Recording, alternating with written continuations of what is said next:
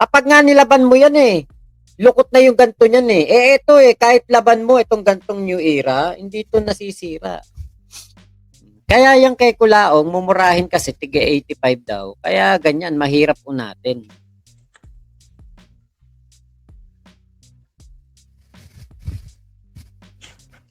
Sabi ni Riker, FLM is back! FLM forever! Thank you, Riker. God bless you, Riker. Shoutout sa'yo, Riker. Mabuhay ka, Riker.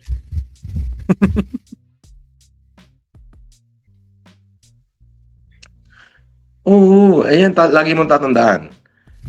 Pagka ang tao dekalibre, durugin mo man yan, wasakin mo man, ayan, maliligo lang yan. Pagtindig niyan, ang tingin uli ng tao sa kanya, dekalibre pa rin. Hindi. Tingin pa rin naman namin sa'yo. Kulaong ka pa din eh. Ala naman na iba, kulaong ka pa din eh, di ba?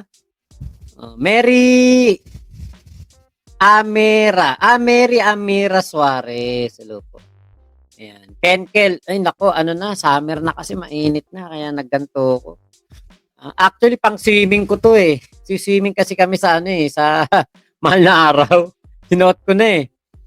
Okay, Golden Takore, kamukha naman ni Kulaong si Coco Martin. Siya si Choco Martin, chocolate version. Gwapong-gwapo sa sarili yan eh. Big Mama, bagay naman sa kay Kulaong Mac, baliko din mukha niya at ugali. Oh. Saka ano siya eh. Yung mga sinusuot niya kasing sombrero, puting-puti. Ang damit, puti. Kaya lumulutang yung kaitiman. Tapos naka-against the light pa. Pero yung tao, pag sipunin, uhugin, magpiling dekalibre man yan, magpopoporma man yan. Parang si MG pala pinasabihan ito, no? Kasi sipunin, uhugin. Di ba tawag ni Kulaong kay MG, uhugin vlogger? Di ba? Putang... Kulaong, ito ba yung sinasabi mong ano?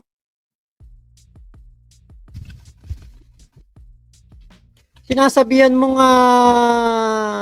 uhugin vlogger? Putya, teka lang nakita ko yun eh.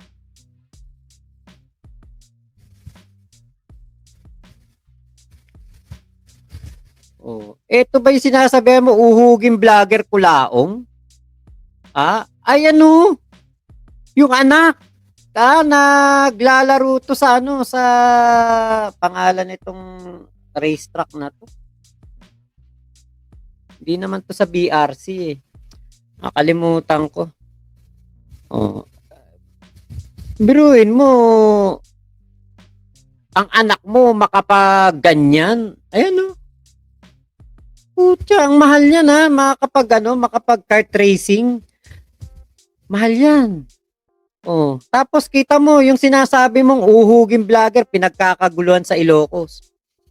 Ikaw ba pag naglakad ka diyan pagkakaguluhan ka? Hindi. Oh, kita mo ang daming ka hombre ni MG diyan. Oh, yan ba yung uhugin vlogger na sinasabi mo?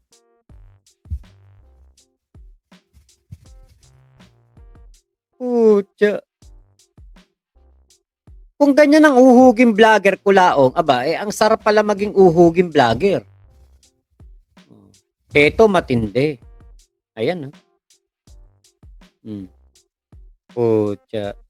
Nasa Tito Bonito Singsons Car Garage in Bigan. Si MG. Ikaw ba Kulaong, meron ka bang naipakitang ganito man lang na pag-aari ng tsuhin mo? Wala. Puro pala isdaan na sinasabi mo, hituan. Oh. Ito, putya Ferrari. Tapos dito, Ferrari pa rin. Ito, ano to? Alfa Romeo yata to, tong kotsin to. Ito, Dodge. Oh. Putya. Tindi. Paano? Ito yung pangalan nitong kotsin to. Nakalimutan ko. Putya. Sa pamilya pa lang eh, walang-wala ka na kulaong eh. Mini, ayun, Mini Cooper. Ito Mercedes oh. Mga old school na Mercedes. Ito Chevrolet. Oh, yan ba yung sinasabi mo kulaong? Ay, putya, may harang pala. Yan ba yung sinasabi mo kulaong na sipunin, uhugin? Oh, ang sarap ng buhay. Oh, pa-chill-chill lang. Kasama pamilya. Oh. Ito, puro sports car yung dala nila dyan. Ito, Wrangler Jeep. Oh, ito, Lexus. Ito, Dodge Challenger yata to. Puro sports car. Dala nila, Supra. Supra yata to. Ito, Porsche. Lang niya ako laong yung sinasabihan mo na. Yung sinasabihan mo na mga uhugin at mga kakaining itik. Living the life of luxury. Yan ang luxury talaga, kulaong oh. Ano sa'yo, bulok na E150, tapos ngayon, hiram na Previa. Oh. Pucha, kulaong. Wala kang ganyang kulaong, nako. Nakakahiya ka. Oh. Ito yung naalala nyo no nung nagpunta sa farm si La MG, yung nag-live siya. Oh, may swimming pool pa yung farm oh. Oh, maliit na swimming pool oh. Oh, kubeta pa lang kulaong pang mayaman na. Oh. Ay, pucha, talong-talo si Kulaong dito. Nung nakaraan, ano pa lang to eh. Parang wala pa tong palatade. Wala pang finishing eh. Oh. Ngayon eh, ang ganda na. Oh, eto sasakyan ni MG. Kulaong. Oh. Ikaw, nanghihiram ka lang ng ng jeep. Eto si MG, kanya talaga oh.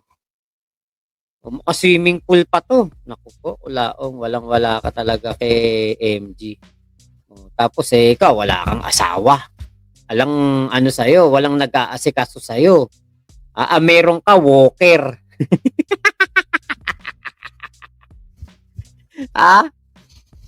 Ay, Mighty Kid, hello po. Kuya Elmer, sa Italy yata yan, Boss Mac. Alin na sa Italy? Okay, yung ibang proud fairy niyan, sinuot ng puti, pagubad kulay kaki na, naglilibag yung mga kwelyo. Unlimited unload ni Kulaong paulit-ulit. Kailan ka pupunta dito sa Jensan? Ay, wala pa po. Wala pa. Wala pa po. Wala pang sinasabi. Saka baka nga hindi na ako pumunta dyan eh. Kasi baka lang naman ako dun. Kumbaga parang saling pusa lang ako dun eh. Kuya Jihoy Kulaong, lumapit ka kung gusto mo kitang tadyakan, hindi kita sasawayin. Alam na alam mo namang kita'y titirisin. Alam na alam mo namang kita'y pipitikin. Kanta ko kay Kulaong. Okay, Golden Takore, mahilig kasi siya mag-underestimate ng kaaway. Piling Panginoon kasi. Pero ngayon, nagpapaawa siya sa mga OFW kasi wala na siyang panggasto sa mga kalayawan niya. Pangbayad, walker, sugal, ispakol. Dagdag may ispakol. Ganda ng mansion ni MG. Tapos si Kulaong niyayabang Sheraton kasi sinuka na sa Green Meadows at Legrand. Hindi. Yung Green Meadows at Legrand, di naman kanya yun. Daveson, actually kahit kami na malayo na sa lineage sa Lopez, masasabi ko talagang mayaman talaga ang mga Lopez na kilala ko sa Iloilo. Pucha, biruin mo yung sinasabihan mo ng ayun na pinagkakagulo sa vegan.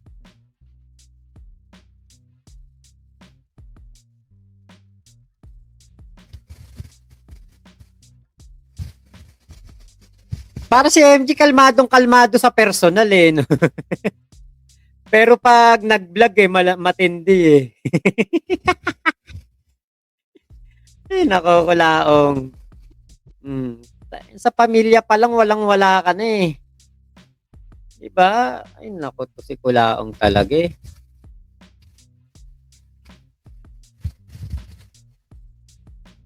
Dito, ayan oh, nagkakagulo no. Ay nako, Kulaong. Kaya ka nasosoplak ni MG. Yung mga pinagsasabi mo, sipunin, uhugin. Eh, ikaw yung nagmukhang sipunin at uhugin eh. Ang tingin pa rin ng tao sa kanila, uhugin pa rin. Ah, Paano kaya nangyari na tingin ng tao kay MG, uhugin eh, ikaw nga tong nagmukhang uhugin. Matagal pa yun. Ano pa yata? July, August pa yata yun. Hindi pa ngayong buwan. Kamag-anak yata yung dating si Mayor Lopez ng Manila. Hindi ko po alam. Mga aso nga nila, MG, mas maganda pa buhay kaysa kay Kulaong.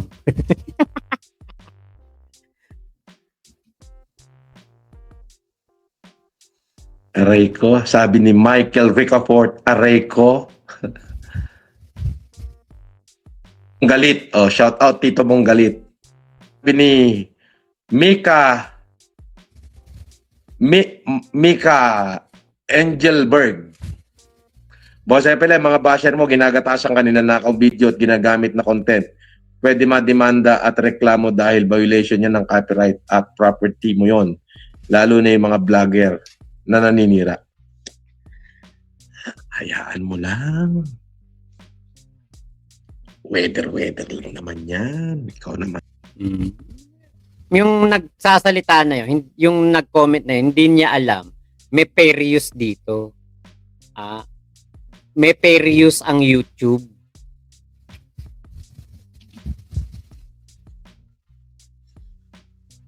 Rolando de la Paz, hello po. Boss FLM, nagpakilala po na kamag-anak mo, Dershai Marcos. Paki-confirm naman po kung totoo. Thanks po. Hindi ko yan kilala.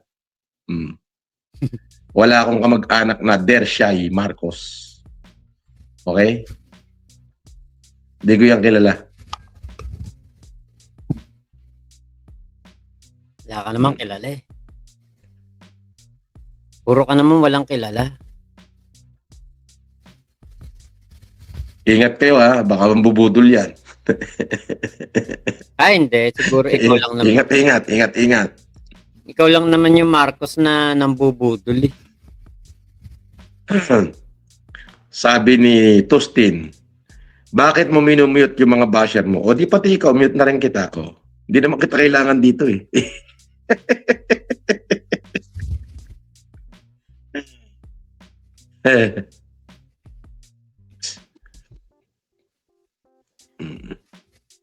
Ayan ako magbabasa. Thumbs up muna. Thumbs up. Gusto niyo bang makakita ng Viva Max ngayon? Pagsayawin natin. Sino makakita? Sabihin niyo lang. Magubo ka. Tapos sayaw ka dito sa likod ko.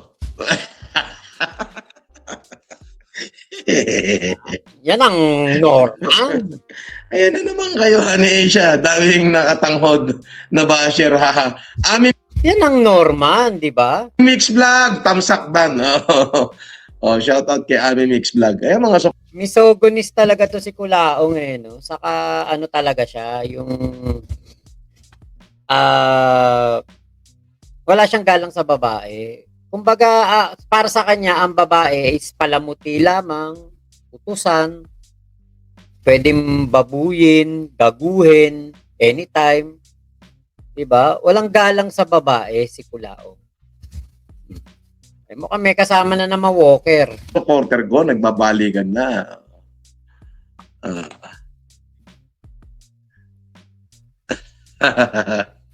Ano, 0-0 Gambler. Ano lang, 2 piece lang. Sayo ka dito, dali. Ayan. O, dadagdagan ko budget mo. Mamaya na yung bangbangan. Dito muna, sayo-sayo muna sa likod ko, dali.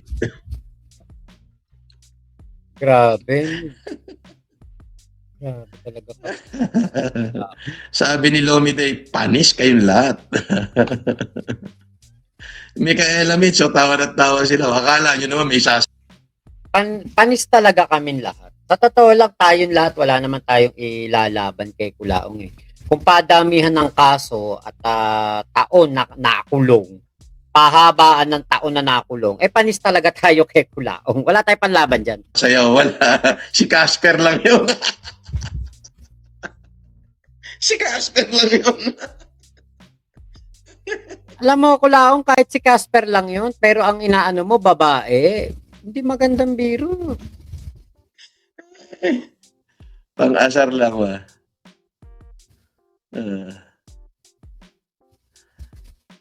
Sabi ni Michael Ricaport, bagay nga sa'yo boss, maitim at bebuhok. Di kagaya ng mga panot at the roll-on dyan. Maitim naman buko. Okay naman.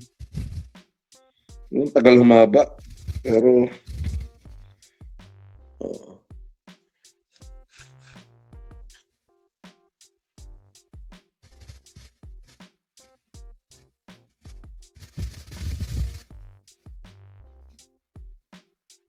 Kahit joke, it's in bad taste. Tama ka, Sir Mac. Grabe yung pagka-misogynist niya.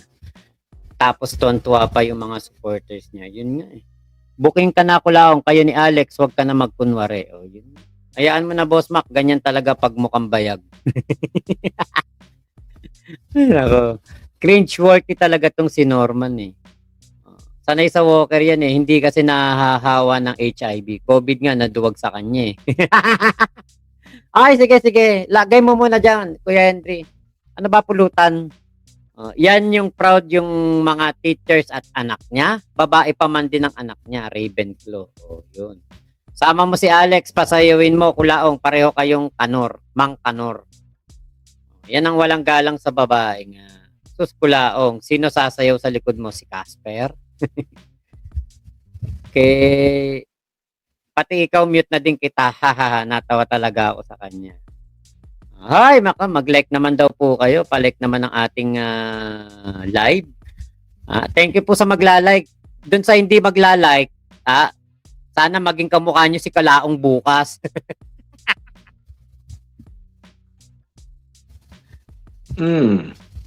Hindi yung Kulaong ngayon yung Kulaong na nung bata pa siya. Pagising nyo bukas, ganito na itsura nyo. Ayan. Bahala kayo.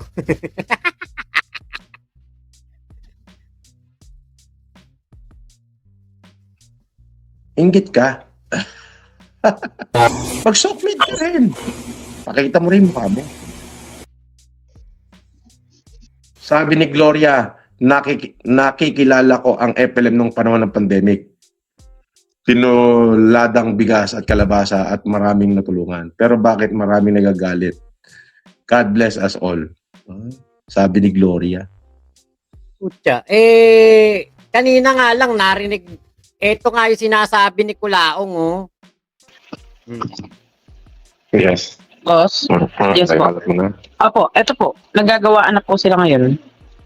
Good. Very good. Opo, naka-live sila tapos mga nagagawaan na yung iba ng ano. I-upload nila yung video na yun. Oo. Inaano na nila, boss. Bukas na po yung video. Alin, boss? Choppy ka?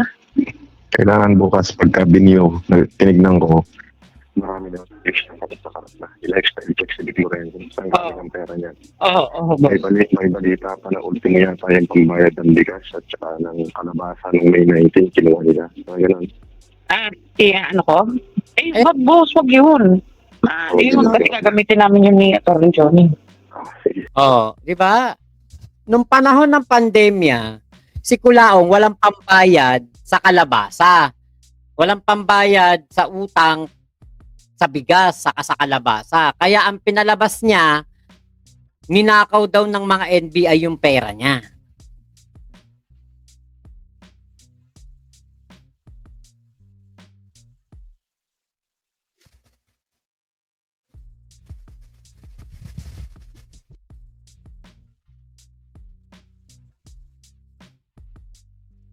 Hindi siya mapakali sa sombrero niya.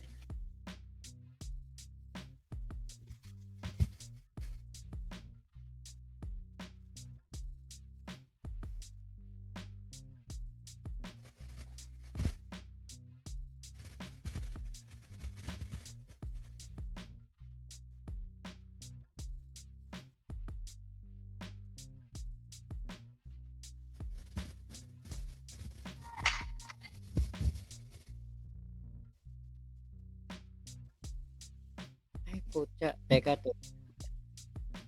Mali pala. Teka. Ayun, ito. Hindi ko na ano pala. Na si Patrick Paulo, OFW sa UAE. To have you back, boss. King ina ninyong mga basher, mga unggoy. Sabi ni Riker. Bakit naman nakabanga? Anyway, shout out Patrick Paulo ha. Ingat ka. May gera dyan sa Middle East. Lagi mag-iingat kung may bunker dyan. Pag may narinig kang wangwang na sirena, tago na agad sa bunker ha. Thank you Riker, mabuhay ka. Shout out yan ha, kay Patrick Paulo na nasa UAE ngayon. Sabi ni Riker 0917. Idol, nang dahil sa'yo na-expose mo kung gaano kawalang kwenta ang justice system sa Pilipinas. Ginawa ka nilang panakitbutas sa flood control at 18 marine issue. Napakatikas at tapang mo nung press con. Believe kami. Yun na lang kung meron sa akin. Yung prinsipyo. Putong prinsipyo. Anong prinsipyo? Maraming salamat po. Puta, sino yung nag-comment na yun na sasabihin ganon? Na kaya inilabas si Kulaong para panakipbutas sa sa flood control. Katarantaduhan yun. Pinagsasabi niyang gagong yun. Gag talaga no? Alam niyo, totoo yan merong naglabas niyang issue na yan, na kaya daw itinaon na si Kulaong ay hinuli ng CIDG noong February 24 ay dahil daw po etong 18 ex-Marines ay lalabas. Sabayan nagkasabayan Ngayon, mas marami pang pumatok pa tong trending pa talaga tong tong kay Kulaong. Nag-trending talaga yung kay Kulaong kaysa yung sa iba pa. Natabunan yung 18 ex-Marines. Kaya yan yung sinasabi nila Thank you po sa pagtitiwala. So maraming salamat po Ingat po kayo. Nasaan mang panig kayo ng mundo. Momo chup chup. Love you. God bless us all. Pilipinas. God first.